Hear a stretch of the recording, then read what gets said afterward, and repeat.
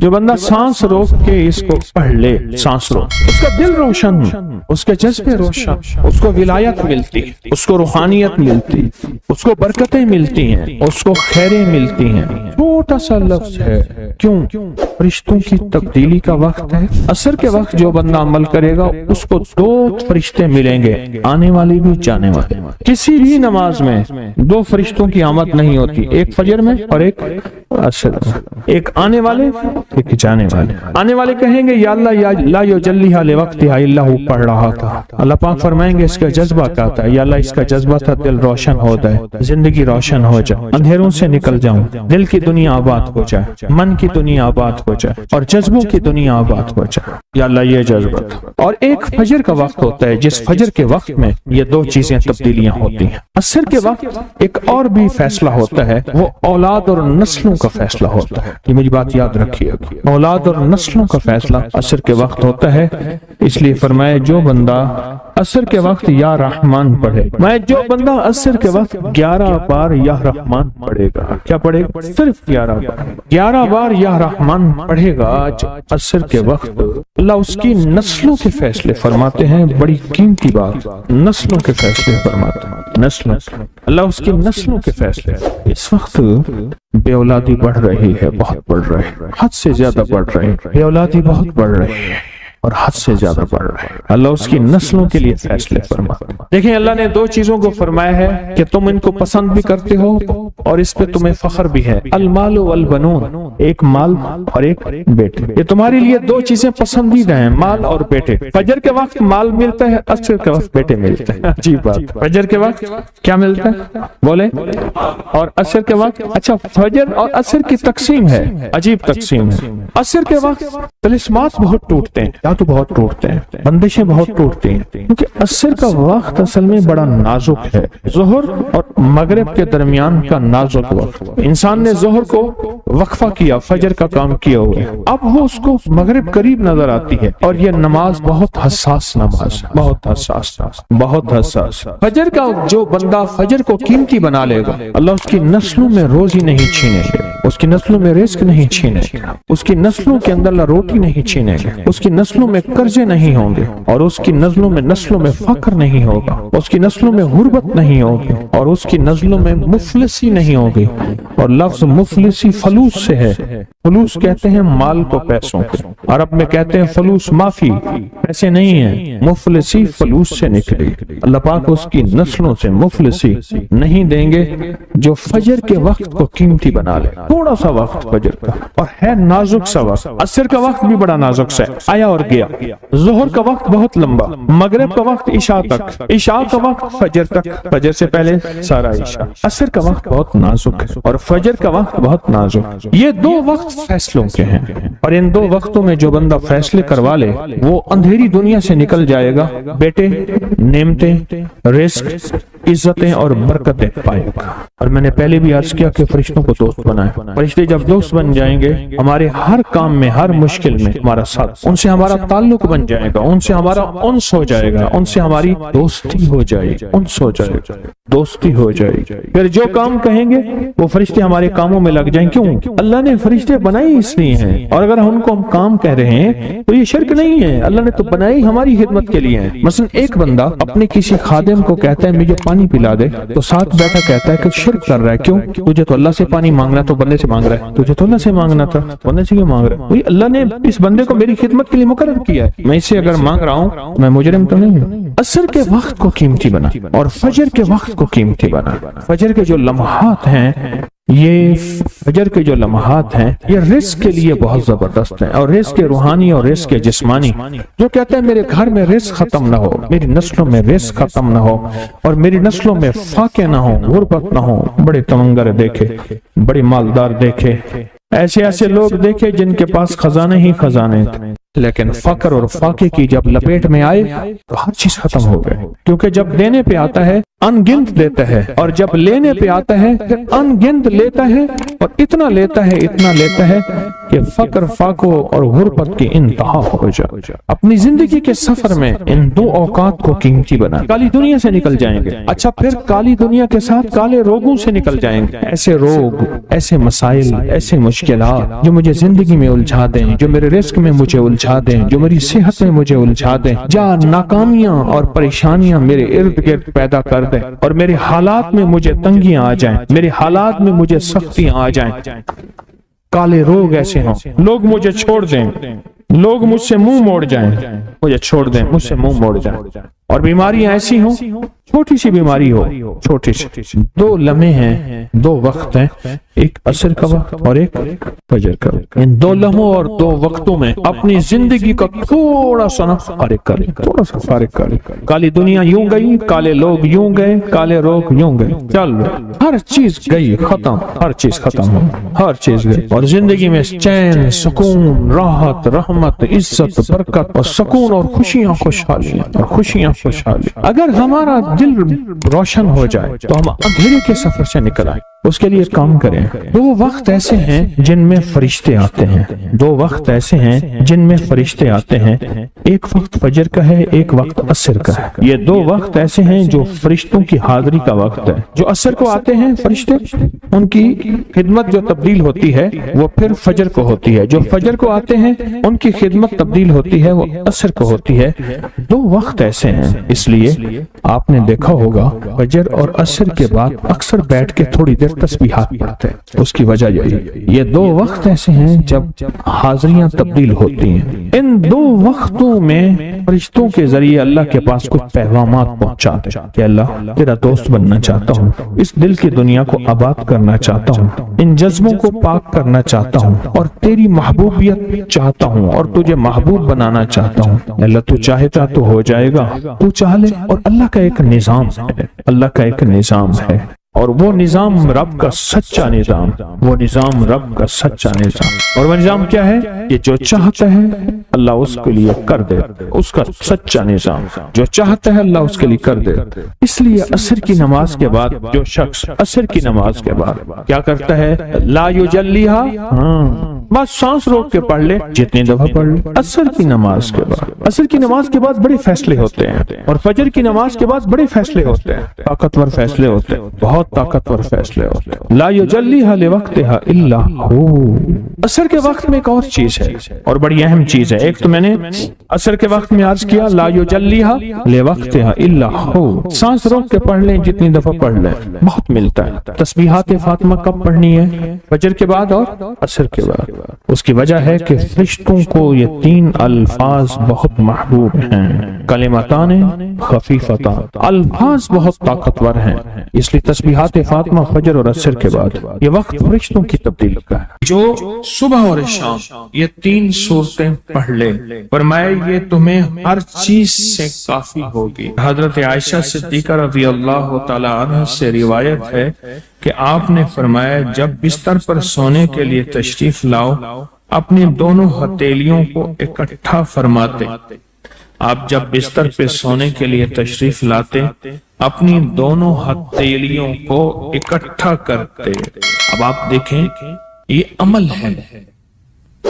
एक बंदा कहता है कि हथेलियों को इकट्ठा करने की क्या जरूरत है, ऐसे ही पढ़ ले। ये अबकरी वाले ये अमल कहां से ले आए हैं? उसकी नावाकफियत है, उसके इल्म की कमी है। जो अमल मेरे कमली वाले ने फरमाया, अब मुझे किसी दलील की जरूरत नहीं है, या है किसी हवाले की, किसी सबूत की नहीं है। जो मेरे हजूर ने फरमाया बस हक है, हक है और हक है। तो फरमाया कि आप अपने दोनों हथेलियों को गौर से तवज्जो करें, इकट्ठा फरमाते, जैसे हम दुआ के लिए जमा करते हैं हथेलियों, दुआ मांगते हैं ना, ऐसे मेरे हजूर अपनी दोनों हथेलियों को इकट्ठा फरमाते, फिर तीन सूरतें पढ़ते। कुल हुवल्लाहु अहद, सूरत फलक, कुल अऊज़ु बिरब्बिल फलक और कुल अऊज़ु बिरब्बिन नास।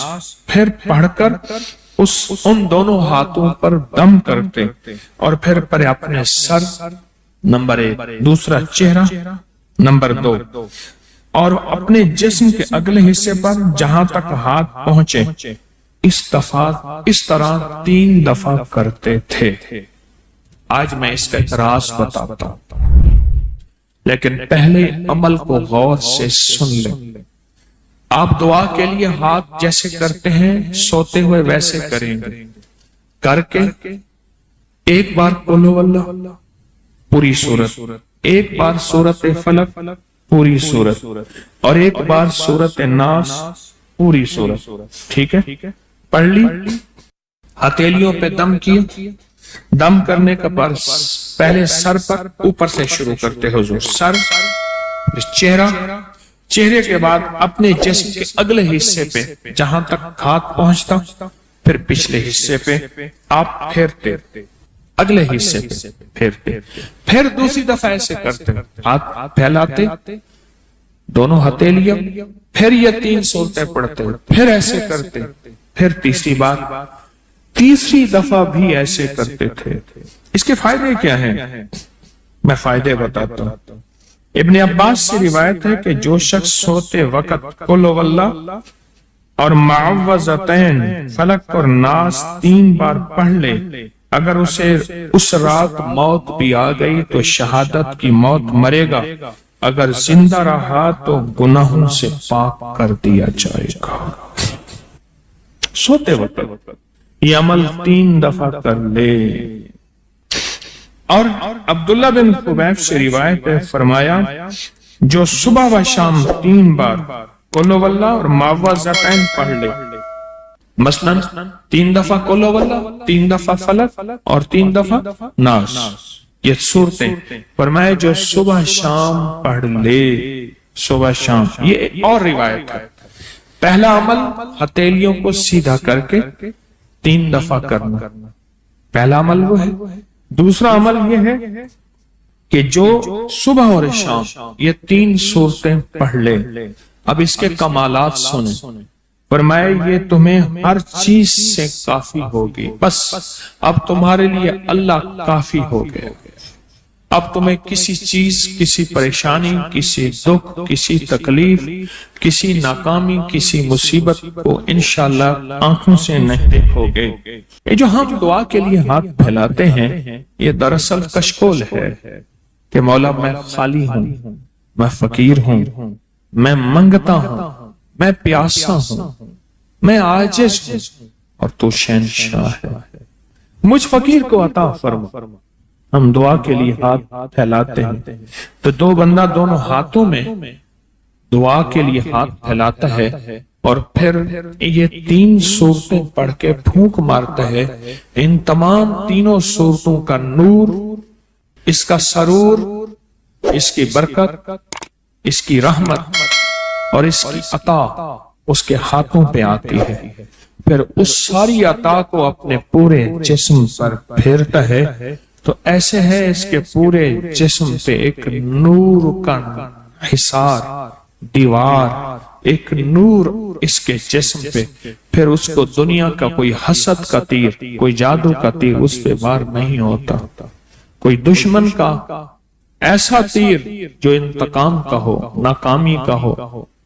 ایک چیز ہے، ایک دعا ضرور پڑھا کرے، اللہم انی اعوذ بک من زوال نعمتک، بس اللہم انی اعوذ بک من زوال نعمتک، اے اللہ مجھے نعمتوں کے زوال سے بچا، نعمتوں کے زوال سے۔ میں بیٹوں کے ساتھ جا رہا تھا، میں نے کہا بیٹو یہ دیکھو یہ جگہ ہے جہاں میں نے اس کی چارپائی دیکھی تھی، چارپائی کے نیچے سوراخ تھا، وہیں سے اجابت پیشاب اور وہیں سے، اور وہ میں نے اس کا شاہی دور دیکھا تھا، بہت بڑا کک تھا شیف، بہت بڑا، لینے لگی ہوتی تھی، اور وہ دیکھ گرم دیکھ، چلتی دیکھ پہ پاؤں رکھ کے نا براہ راست بغیر جوتے کے اندر کفگیر مارتا تھا، बहुत बड़ा शाही आदमी था, पर ज़वाल नेमत ऐसा हुआ, गली में पड़ा रहता था, कोई रोटी देता था, हाय पानी कहता था, कोई पानी नहीं पूछता था। और एक रात सोया, सुबह देखा तो मरा हुआ था। यूं लपेट के चंद बंदों ने जनाजा और मिट्टी के सपुर्द कर दिया। मैंने एक शख्स के बारे में सुना, नहीं खुद देखा, मेलसी बिहाड़ी मुल्तान के साथ मैं कब्रिस्तान में गया, पता चला कि वो बंदा कब्रिस्तान में है। ढूंढते ढूंढते वहां भंग घोट रहे थे, वो साथ बैठा हुआ था, मिलूं का मालिक था। और मुझे देखा, तारुफ हुआ तो रो पड़ा, कहने लगा मिलूं का मालिक हूं, आज ज़वाल नेमत ये है, कब्रिस्तान में छुप के बैठा हूं। बेबहा दौलत थी, दुनिया थी। मैंने कितने लोगों को, आपने कितने लोगों को, मैं शारे फैसल का एक वाकया सुनाऊं जो मुझे 89 में मिला था। 89 89 में यहाँ बलोच कॉलोनी है ना, इस तरफ उमरा के घर, इस तरफ गोरबा के घर। अब नामालूम नक्शा कैसा है मुझे पता नहीं, मैं 89 की बात कर रहा हूँ। एक मालदार शख्स था जिसके बैरी जहाज थे और मालो दौलत बहुत ज्यादा थी, बहुत ज्यादा मालो दौलत थी, बैरी जहाज थे। एक वक्त ऐसा आया, लंबा वाकया है, घर बिकने का जब वक्त आया तो घर का जो कुक था उसने घर ले लिया, बहुत बड़ा बंगला था, वो ले लिया और वो सारा लुट गया। सवाल के वाकयात कई लोगों के आपने देखे हैं, पढ़े मेरे साथ, अल्लाहुम्मा इन्नी आऊज़ु बिका मिन ज़वाल नेमत। और इसके पढ़ने के 5 औकात बताता हूं। एक अजान के बाद, गौर से सुनिएगा, हदीस में आता है अजान के बाद दुआएं कबूल होती हैं। हाथ उठाना जरूरी नहीं, किबला रुख होना जरूरी नहीं, वुजू करना जरूरी नहीं। अगर चाहते हैं ये नेमतें मुझसे कभी ना लुटे, दौलत, रिज़्क, इज्जत, सेहत, गुर्दे ठीक हैं, नेमत, दिल ठीक काम कर रहा, नेमत, जिगर, नेमत, मैदा, नेमत, पट्टे, नेमत, आंखें, नेमत, खाना, नेमत, निकल जाना, नेमत, बैठना, नेमत, फिर बैठ के उठना, नेमत, सोना, नेमत, फिर सो के उठना, नेमत, लोग मुझे सलाम, नेमत, रहमत, नेमत, औलाद, नेमत, बेटे, नेमत। दुनिया के जितनी भी नेमत है, अगर चाहते हैं ये कभी ना लुटे, या आप लुटवाना चाहते हैं, बोले इंशाल्लाह कोई नहीं चाहता, इंशाल्लाह कोई भी नहीं चाहता। फिर एक दुआ मेरी ये दरखास्त है, 5 औकात में पढ़ें।